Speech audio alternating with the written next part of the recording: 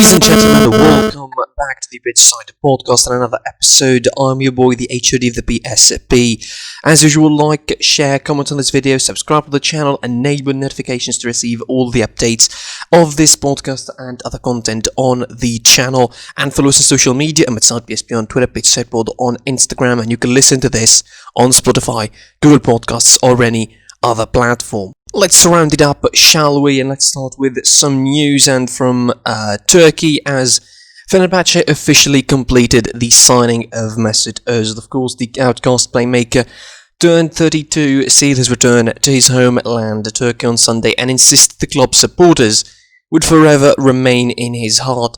Ozil said goodbye to the former teammates at Arsenal last week and brought an end to a 7.5-year stint in the Premier League after a frustrating spell of pretty much 10 months to a year on the sidelines. He said, "I'd like to thank the club for the amazing journey. The support they have felt from the team and fans during my time has been truly incredible and something I will always be grateful for."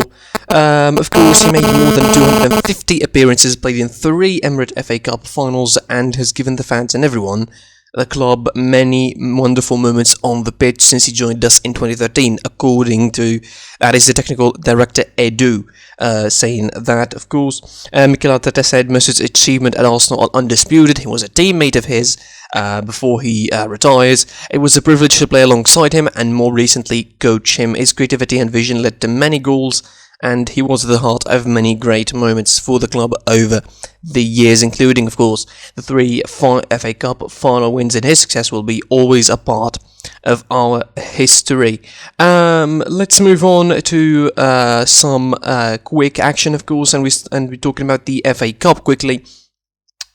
Before we get to the rest of it, of course, we're going to be discussing Liverpool United more in depth later on, but let's talk about what happened in that competition in the FA Cup, the rest of the action of the 4th round. On Sunday, it started, of course, with Chelsea defeating Luton Town 3-1. It was an incredible victory for them, particularly with Tammy Abraham scoring a hat-trick. Although the problem still persists for Timo Werner, who missed a penalty as well, and certainly that's going to be piling more pressure on him. Leicester City turning things around against Brentford and winning 3-1 after coming 1-0 down. Burnley managed to defeat Fulham 3-0 in a Premier League clash. And of course, Man United defeating Liverpool 3-2. We're going to get to that match a little bit later on. Everton defeating Sheffield United 3-2 with 2 matches still to be played. Wycombe playing Tottenham on Monday, and Bournemouth playing Crawley Town on Tuesday. The 5th round, I think, will feature probably some of the biggest matches, some more Premier League clashes in the next round. Of course, Man United are going to be facing West Ham and all of that. Back to the news. And to something lighter this time, I think, if we can say, really. And Zlatan Ibrahimovic went bald. He did. He actually did. He surprised his social media followers on Sunday by posting a photo of his new shaved head, with the AC Milan striker's long hair and ponytail, done and dusted. I saw that yesterday, and I was like, what the hell? Like, that is not Zlatan Ibrahimovic, isn't it? But he's 39 years of age. I think this is going to be as iconic as, say, Ronaldo's weird haircut from 2002 World Cup. That is how big probably things are going to be. Anyway, I think it's incredible. Really, it's really amazing. Moving on and to France now. Leandro Paredes has dropped a hint over Paris Saint-Germain's pursuit of Lionel Messi, of course, the international Argentine. The French side now are one of the biggest clubs in the race to sign Messi, whose contract at the Camp Nou is expected to be up at the end of the season. According to Leonardo Paredes, he said it's up to Leo to come to the club because PSG are trying to convince him. He's said to be able to be coached by a coach from a country, and the possibility by playing with Leo is a great opportunity. I hope it happens. The push is big from PSG to sign Messi at the moment. The links with the Argentine legend are really intensifying as of late, and certainly the situation with his contract at Barcelona, and maybe depending on what's going to happen in the Champions League, really, between those two clubs, maybe that will be the situation will end up being. Remember, the Neymar transfer from Barcelona to PSG started pretty much taking steam after that game in the Champions League with the remontada and all of that. So now I think Messi joining PSG probably could take a same turn after a similar event in the round of 16 match that's supposed to take place in February between the two sides. Moving on, in some Bayern news, really. With Bayern Munich pursuing Pau Torres as potential replacement for David Alaba, of course. Other names have been linked with the Spanish international, including, of course, Real Madrid. Will be in this race Barcelona, Juventus, Manchester United and Chelsea. The Bavarian press claims that Pau is Bayern's top choice to fill the void left by David Alaba, who's set to join Real Madrid. According to Sport 1 in Germany, Bayern want to beat the competition and bring the 24-year-old to the Bundesliga to partner Jerome Boateng in defense next season. That is, if Jerome Boateng doesn't leave, really. The player from Villarreal won't come cheaply, however. The release clause potentially upwards to 60 million euros, which, if met, would be a club record for the Yellow Submarine. It's worth bearing in mind as well that in September, Villarreal signed Spain under-21 centre-back Jorge Cuenca from Barcelona before immediately loaning him to Almeria. Villarreal know they won't keep Pau Torres forever because he's one of the best defenders in the Laliga at the moment, so they may already have his replacement really lined up.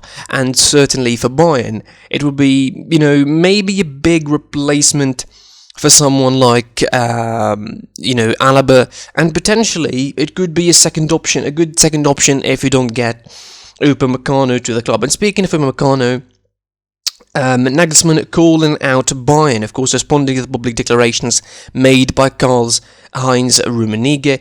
Julian Nagelsmann insisted the club are not nervous about David Upamecano's future and insisted that his future is still up to his hand. Of course, Upamecano reportedly has a release clause of 45 million euros, something like that, also been linked with the likes of United, City, Chelsea, Liverpool, following his exploits, of course, for semi-finalists Leipzig. Nagelsmann said it's always clever to get the other team nervous, however, we aren't nervous. Ahead of the trip to Mainz, he said, we know that Upamecano's contract expires next season, we know he has a release clause, and we want to keep him for longer, and we like to have him with us. You can see that he's playing every single game, but we also know that mechanisms of football, so if they want to make me or the club nervous, then it hasn't worked, but I don't like that it was their main intention. I believe that they said that to get a foot inside the door and make other teams that want to sign him nervous instead. But you have to ask Mr. Rummenigge why he said what he said. Nagelsmann added, it's pretty normal in our business if a talented and young player has a buyout clause, other teams are interested in him. To what extent someone has to mention publicly that it's up to them to assess if it's right or wrong. I don't have anything against it. But if it would have been the other way around, they might not have enjoyed it at all. I might not really bothered by it, he said. In our business, it's pretty usual, part of it. Sometimes it's only about rumors, but sometimes it's more concrete. Therefore, it isn't much surprise to me. A pretty sensible statement from Julian Nagelsmann. He knows the value of David Upamecano, knows that Rummenigge is quite a wily fox, isn't he? And he likes to make teams nervous, so he's not falling for that, which is, very, very logical and very reasonable. Finishing off, of course, and, Bayern chief Rummenigge talking of Sane leaving the club is nonsense, of course, coming during the same statements, really, that he talked about Upamecano not coming to the club. The 25-year-old had just started 7 Bundesliga matches this season upon completing his £55 million move after 4 seasons at the Etihad. Some suggestion that Sane could be ditched just one season, as the winger has more often than not come off the bench. Lately, of course, he was subbed off against Schalke, although he had a decent game. To be fair, we're going to get to that a couple of minutes later. Though, as reported by the Manchester Evening News, Rummenigge shut down any talk of the winger leaving the club. He says has a 5-year contract, and that would be nonsense. We need his type of player. Of course, he will stay for Bayern, and I'm convinced he will be a success with the club. Let's talk now some FA Cup action, of course, and the big focus was all on the game between Manchester United and Liverpool at the Old Trafford. Amongst the action, of course, as you mentioned, Chelsea qualifying the next round, Leicester qualifying, Burnley qualifying to the next round. But again, all the focus and all eyes were on Manchester United versus Liverpool, a game that everybody wanted to be just better than the game they had in the league, and certainly it was. 3-2 it was. Very entertaining, very open, I think. I mentioned it in the review, really. It is a game that, delivered. And because of the one-leg tie sort of nature, of course, it forced almost the two sides to really get on it and just try and be different, just try and be, a little bit more active and reactive, and we certainly got that. The start was pretty poor from Liverpool. United had a couple of chances early on, and then Liverpool scored the first goal by Mo Salah. Man United equalised 10 minutes later on by Greenwood. Then Salah added Rashford added a second goal early on in the second half. Then Mo Salah equalised for Liverpool once again. And Liverpool took the game by the scruff of the neck later on in the second half, but certainly Bruno Fernandes was the difference in that game, scoring a beautiful free kick to making it 3-2 and taking Man United to the next round to face West Ham. I mean, I'm not going to be getting too much into the game tactics because I talked about that already in the review, so I'm just going to talk about the effect of this game, how this game is going to affect Liverpool. Now, after the league game, we all said, Liverpool are in a bad spell. It's just the fact that they're not effective, they're not scoring anymore. But retrospectively, I think this game was a little bit better, just a little bit better. An improvement over the last couple of performances from Liverpool. Again, an improvement in the performances only. I'm not saying in any way, shape or form that Liverpool should have just accepted the fact that they lost. It's just an improvement in the form, improvement in the performance. That's about it, because definitely you cannot accept losing in any circumstance. And I think if you accept losing in any circumstance, it's really not football, isn't it? So, in my opinion, they would take the fact that they improved their performances, they would take the fact that they scored, but the problems are appearing elsewhere. They used to be, scoring machines. They used to be these, terrifying kind of club offensively. Over the last month or so, they regressed, not scoring anymore. Not even some of their link-up is good anymore. Like, Firmino and Salah, this is the first good game that they had since the game against Crystal Palace, pretty much 7 months ago, when they defeated them 7-0 at the Selhurst Park in the 19th of December, which is a month and a week ago now. So it has like an incredible, it looks like an incredible distant memory, the kind of link up that Liverpool doing. They, got back to some of their good attacking prowess yesterday, but certainly they lost an important factor in that, which is the fullbacks. One problem disappears, another problem appears. The problem of the strikers and problem of not scoring disappears, and now you have Alexander-Arnold and Robertson not being effective anymore. The mistakes that they usually do in the defense really, starting to get irritating.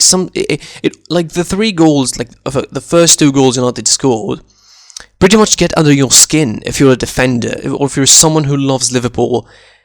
Those goals will get under your skin. How they were scored, like the first goal, it was a brilliant pass, by the way, from Marcus Rashford. I mean, talk about, pace, and talk about decision, precision, and the way he read the positioning of Greenwood, and he sort of, guessed his run forward and gave him the pass, the perfect weight, the perfect dip, the perfect swerve of the ball to be, like, right on his feet. People are blaming James Milner, but I blame James Milner personally. I thought he made a bad decision, but Let's not really forget the other big important factor in this one, which is the fact that Andrew Robertson was pretty high up the pitch and he was racing back trying to cover behind Mason Greenwood. He was caught a couple of times before the goal, but then of course the I think third time is a charm again for Mason Greenwood, the beautiful finish. But Andy Robertson and Fabinho, I think, take a big responsibility in that goal, as well as James Milner for not making the right decision, hesitating for a split second about heading the ball away, and that's what happens. If it was Virgil van Dijk, obviously that would have been headed away, because Virgil van Dijk is way too taller, and the ball would have been easy for him to deal with considerably, because that would look easy. But James Milner made the wrong decision, made the wrong timing really, and Mason Greenwood ended up scoring the second goal. Reece Williams, I mentioned him a lot. I mentioned him in the I'm not exactly remembering in the Tottenham game. Yeah, I mentioned him in the Tottenham game. Now I remember, in the Tottenham game with the goal from Son.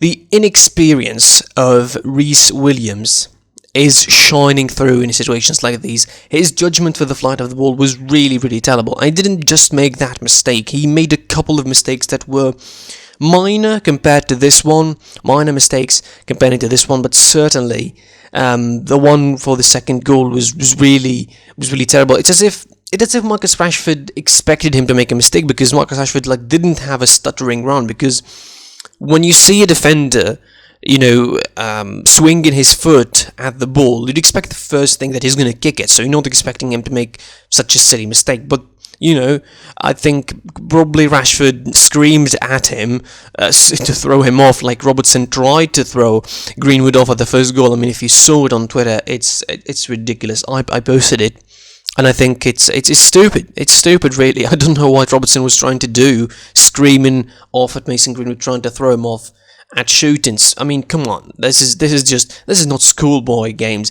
This is the high level. This is FA Cup, man. It doesn't get bigger than United Liverpool, and you're trying to throw off a player by screaming at him. You need to do more than that. Anyway, the second goal, as I mentioned, Reece Williams judging the flight of the ball wrongly, and it ends up for Rashford scoring the second goal. I mean, what is next for Liverpool? That is the big question. What is next for Liverpool? Now, next for Liverpool is Tottenham, right? They now out of the FA Cup and out of the League Cup again for another season, and now they need to look at the Premier League, the only thing that they're left. I mean, they're going to be putting all of the eggs in the Premier League basket. That's clear. We cannot really doubt that anymore. They're going to be putting all of their eggs in the Premier League basket. They try to defend it till the wheels come off. They will still miss some players. Obviously, they'll still miss the likes of Van Dijk, Matip, and Gomez. They won't be having those for some time down the line, and having no stable lineup whatsoever is not going to help in those games. And this doesn't this is a positive and a negative at the same time, because if you played well against United, and United can close down and play on the counter, now imagine Tottenham, because Tottenham, you expect them to close down and play on the counter properly, like defend, like proper 10 in the back kind of thing, and just bounce on you with the Son and Kane on the counter. It's expected now. Liverpool, I think, at the moment cannot afford to lose points. The fact that they have a lot of injuries, the fact that they don't have a stable lineup maybe will hurt them. Certainly some rotation and some form of lineup change will take place on Thursday. That is, it's almost guaranteed at this point that Jurgen Klopp is going to make rotation, is going to be, changing players. Pressure started getting to him, started getting to the players. It is a big mess at Liverpool. Let's not lie about it. It's a big mess at Liverpool. Jurgen Klopp, is under serious pressure of, seriously losing his mind. I don't mean like actually going crazy or something, but like crumbling under pressure. That's what I try to say. Crumbling under pressure and, just buckling because he cannot take it anymore, and the results are going to creep into his head and just, completely cause him to be disturbed. Now, can Liverpool bounce back? Yes. Do they need to bounce back? Yes, of course, because they're 6 points behind at the table, and that is not good at this point. Are their top 4 chances in jeopardy? Yes. Yes and yes, because Tottenham are going to be behind them. There would be, potentially, who knows, potentially there would be probably Southampton, Aston Villa might be lurking for them. Chelsea could still make some sort of return later on in the season and claim a top 4 spot. It's not guaranteed at all for Liverpool at the moment. They don't have anything guaranteed. I think they need to find themselves really, really soon, and they need to just find the right rhythm for themselves. That's about it in my opinion. Hopefully they will be back soon, but they will take some positive. The fact they scored again and they started to get their link-up player up front again with the front 3, but now they need to fix the fullbacks position and fix how Arnold and Robertson are playing now. Try to get them to their normal rhythm and their normal levels. Let's now make a quick roundup, really, of what happened yesterday in the European League. I'm going to be cramming all the action of the Bundesliga, Laliga, and Serie A in once. Really, I just want to get this out of the way. Let's start from the Bundesliga. Of course, 2 games took place yesterday. Schalke lost 4-0 to Bayern at home, of course. Bayern opened the scoring by Thomas Müller in the 33rd minute, then added the second goal by Lewandowski in the 53rd minute. Thomas Müller made it 3 in the 88th minute, and in the 90th minute it was David Alaba adding the 4th goal. Pretty comfortable victory for Bayern, and certainly another blow in Schalke's season, or the desperation campaign, sort of, to keep themselves up in the Bundesliga. It looks like relegation is again only the way down for them at the moment. For Bayern, certainly an important victory. 7 points now ahead of the competitors in Leipzig and Leverkusen. 10 points ahead of Leverkusen and Wolfsburg. So pretty much we can say, with a big confidence, that they won the Bundesliga eventually, and they certainly would, would go on to win their 9th title in a row. It doesn't look that will be a problem with this season winning the Bundesliga, but again, the big challenge for me, and that is always for Bayern for the last decade or so, winning the Champions League. Hopefully, they get near close to that as we speak. I really want Bayern to now focus on the Champions League, because I think the league is won. There's no DFB Pokal now to take care of, and now the focus should be all in the Champions League, putting all the effort and the solitude in just getting through. Do not underestimate Lazio in any way, and just working to win the Champions League once again. That is what I think it should be. Hoffenheim defeated Cologne, of course, 3-0 to round up the fixture. As it stands, Bayern Munich 42 points, Leipzig 35, Leverkusen 32, Wolfsburg 32 as well, Gladbach 31, Frankfurt 30, Dortmund 29, Union Berlin 28, Freiburg 27, Stuttgart 22, as well as Hoffenheim and Augsburg, Bremen 21, 17 for Hertha Berlin, Arminia Bielefeld 17, Cologne 15 at 16th, 17 Mainz with 10 points, and Schalke bottom of the table with 7 points. Next round would start on this Friday, with Stuttgart facing Mainz, Werder Bremen facing Schalke on Saturday, as well as Union Berlin facing Gladbach, Frankfurt facing Hertha Berlin, Dortmund facing Augsburg, Bayern Munich facing Hoffenheim, Leipzig facing Leverkusen, and Cologne facing Arminia Bielefeld. That's on Sunday, and Wolfsburg facing Freiburg. To Spain, and 4 matches were taken place yesterday in the round 20 of La Liga. It started with Osasuna defeating Getafe 3-1, Elche losing to Barcelona 2-0, Frankie de Jong with a goal and an assist. Brilliant performance from him, and a decent performance overall from Barcelona, getting themselves back on track pretty much after the last couple of weeks. Hardships in the Super Cup and the Copa del Rey really basically saved themselves later on in the extra time against Cornea, in a game that could have been really bad for them hadn't they scored those two late goals. Eibar drawn level against Celta Vigo, and Atletico Madrid, of course, defeated Valencia 3-1 in a game though they came back from trailing 1-0 early on in the game. The opening goal from Rasic, beautiful left-foot shot by the way, to open the scoring inside 11 minutes. Joao Felix equalised midway through the first half,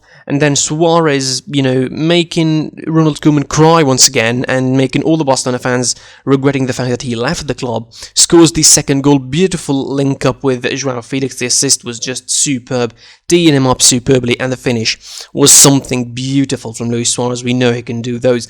Angel Correa managed to add the third goal from a Marcos Llorente assist in the 72nd minute. This was a game that Atletico played offensively, and they were smooth and silk in transition. They were quick, they were sharp, they were moving forward. There was some, exchange. This game was, back and forth. It was open. Atletico Madrid are starting to play more un-Atleti-ish. They're starting to change their style this season, which is something I really liked about Simeone. I like the fact that, it took him 10 years to do so, but, eventually he did, and I think he found the rightful formula in this sort of hybrid 3-5-2 kind of thing, where you can play with wing backs and at the same time still use left backs. I mean, in Hermoso in particular, it could be a left back, could be a centre half, and for sure, this is bringing big results for Atletico Madrid, who still have their 7-point lead at the top of the table ahead of Real Madrid, and it looks very likely that Atletico Madrid are going to be winning the title, probably running away with the title. It's just going to be a matter of time before we say Atletico Madrid are the champions of the Liga, and certainly we need to deal with them now as the favourites to win Liga titles. Firm favourites, not just any favourites, but firm favourites to win the La Liga title. Of course, Athletic Club face Getafe to finish of the 20th round on Monday. Atletico Madrid, as you mentioned, lead the table 47 points. Real Madrid 40 points, 37 for Barcelona, 36 for Villarreal, 36 for Sevilla, 34 for Villarreal, 31 Real Sociedad, Granada with 27 for Betis, Celta Vigo 24, Cadiz 24, 23 for Levante, and Getafe Athletic Club with 21 points, 20 for Valencia, 20 for Eibar, 20 for Valladolid, 19 for Osasuna, 18 for Alaves, Elche 17, and 13 for Huesca at the bottom of the table. The next fixture of round 21 will be Valladolid hosting Huesca on Friday, Eibar hosting Sevilla, Real Madrid hosting Levante in a tricky encounter, Valencia hosting Elche, Villarreal hosting Real Sociedad. On Sunday, 31st of January, Getafe hosting Alaves, Cadiz hosting Atletico, Granada hosting Celta Vigo, Barcelona hosting Athletic Bilbao, with some PTSD from the Super Cup, obviously, I think, for Barcelona and for Lionel Messi in particular, who's probably going to be returning in that game. Real Betis face Osasuna on the 1st of February next Monday. And rounding off the episode, of course, we go to Italy now, and the Serie A, where the round 19 was completed. The day was kicked off with Juventus defeating Bologna 2-0. Quite the convincing victory from Juventus. In fact, not just a victory, but a victory and a clean sheet and a dominant display against Bologna. 2 goals coming in from Artur in the 15th minute and McKennie in the 71st minute. A convincing victory, a pedestrian victory it might seem in terms of result, but Juventus will take it, will take a good performance out of it, and will take the fact that they could get closer now to the top of the tree with 36 points at 4th. Verona managed to turn around an early lead for Napoli. Napoli scored since the first minute, literally since the first 15 seconds, by Irving Lozano to turn things around. 3-1 it is for Hellas Verona, an important victory for them. They regressed a couple of steps in the last couple of weeks, but now they are 8th on the table with 30 points alongside Sassuolo, and maybe we will see something surprising from them again. I really want to see that. Genoa defeated Cagliari 1-0, and Lazio managed to defeat Sassuolo 2-1. They left it really late, I think, to defeat Sassuolo. 71st minute goal from Immobile, a second goal after Milinkovic-Savic equalised. coming back from a lead really for Sassuolo early on. Francesco Caputo from the 6th minute opening the score for Sassuolo, and Lazio turning things around to win some important 3 points to keep themselves in the conversation of the title, even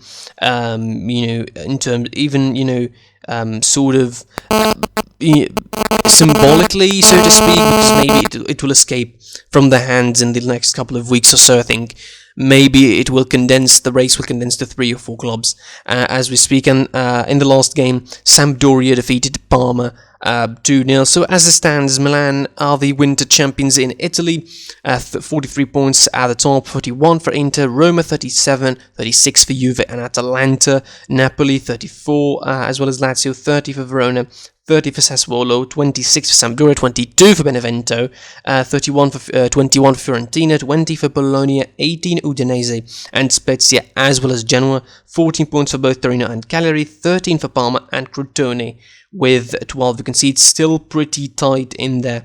Anyway, round 20 of the Serie A, Torino face Fiorentina, Bologna face AC Milan, that's on Saturday, as well as Sampdoria hosting Juventus, Inter hosting Benevento, Spezia hosting Udinese, Cagliari hosting Sassuolo, Atalanta hosting Lazio.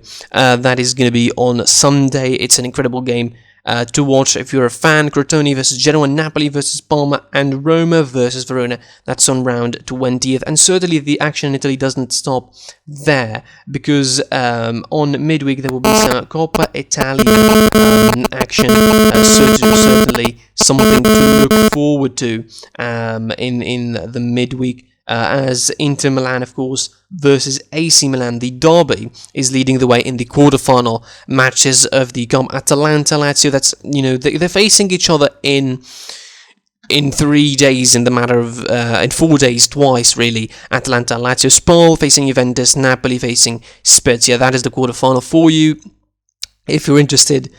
Atalanta, Lazio, Inter versus Milan. Those are the games that you need to watch, really, from that Coppa Italia, if you want to watch those games. Anyway, that's all for me for this episode. Thank you for watching/listening. I was your boy, the HOD of the BSB. Like, share, comment on this video. Most importantly, subscribe to the channel if you're new. Enable notifications to receive all the updates from the channel. Follow us on social media, SitePSB on Twitter, BitchSitePod on Instagram. And you can listen to this on Spotify, Google Podcasts, or any other platform.